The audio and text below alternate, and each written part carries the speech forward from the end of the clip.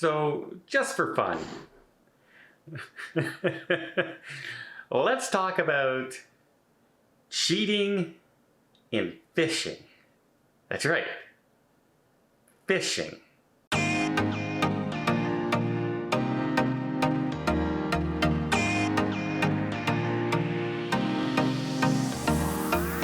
Now, one of the reasons I wanted to talk about this, because my brother-in-law, my grandfather, my stepfather are all passionate fishermen.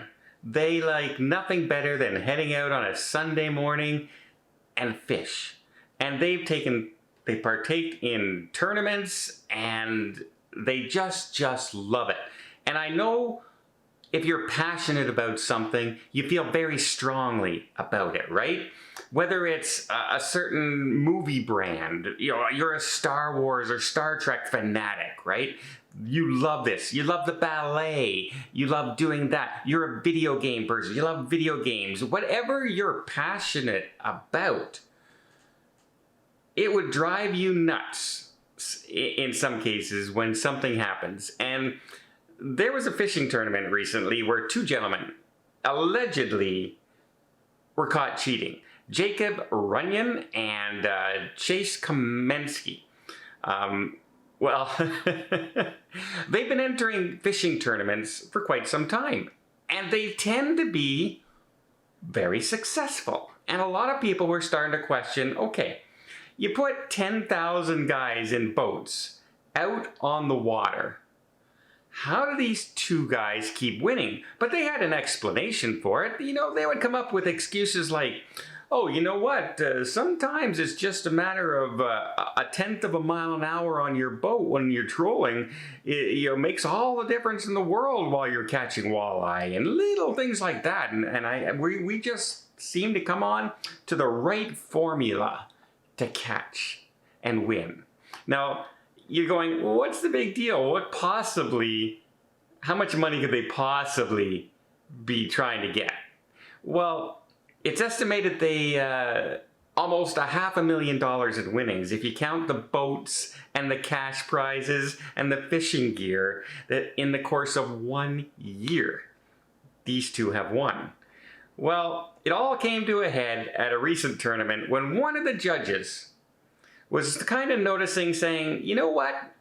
All these fish, all these walleye coming in about this size weigh about this much. But these two guys' fish that came in at that size weighed this much. And he got a little suspicious. And so he, as a judge, is right to do, cut open one of the fish. And lo and behold, inside were lead weights and other items to make the fish heavier. Quite a bit heavier, in fact. They didn't win by a little bit. They won by a lot. You're in the middle of a tournament, surrounded by hundreds of fishermen who were trying to win thousands of dollars in a tournament. Some of them traveling thousands of miles to get to this tournament, who are passionate about this sport, who have probably spent thousands upon thousands of dollars on their gear and on their boats and all this. And they're woodsmen, and they're roughnecked, right? They're not out there sitting off a super yacht and throwing a line out and going, la la la. No. These guys are out there in the bugs, and they're wading through the water and traveling through streams and into the deep water. They are woodsmen.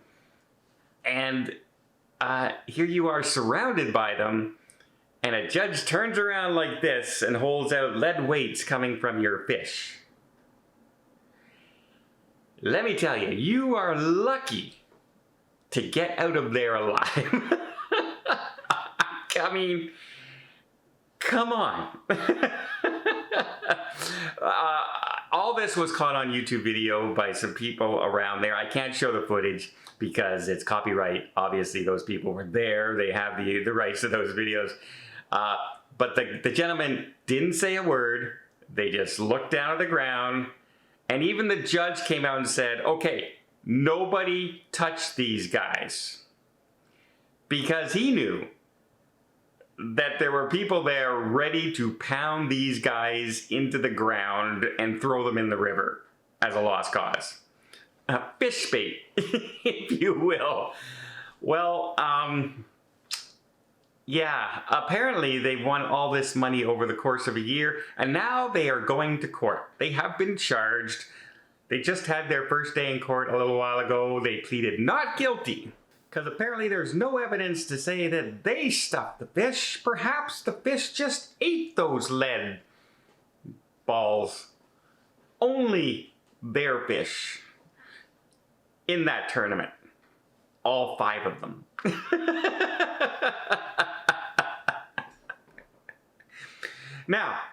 Now, if they were standing outside in their boat and they were coating these lead balls with a fish food of some sort and throwing them in the water, and they could video fish coming up and eating them, they're off the hook.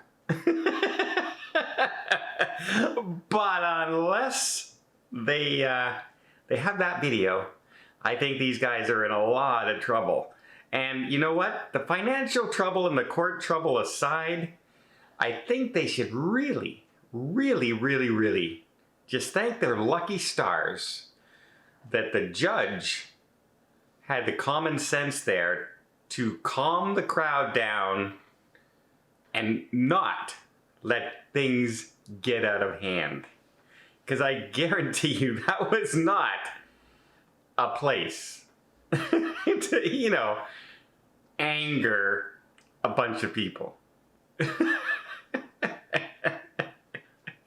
You know, I don't understand.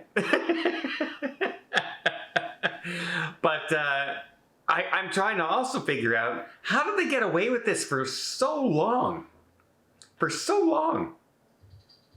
Does nobody ever inspect the fish of the winning people?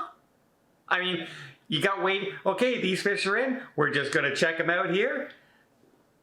Okay, you won. Congratulations. Do nobody check the fish? Is it all on the honor system when $200,000 boats are up for grabs?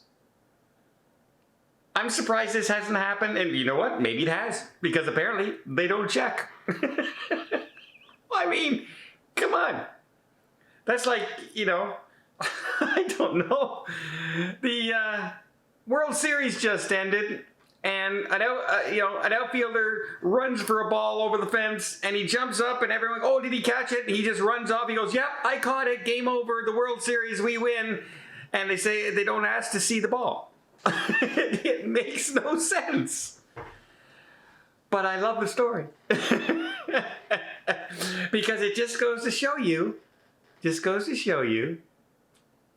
that you, no matter how fun of a thing your activity is, and how, you know, guys get together and bond over fishing and bond over certain things, bond over sports teams, bond over this, bond over that.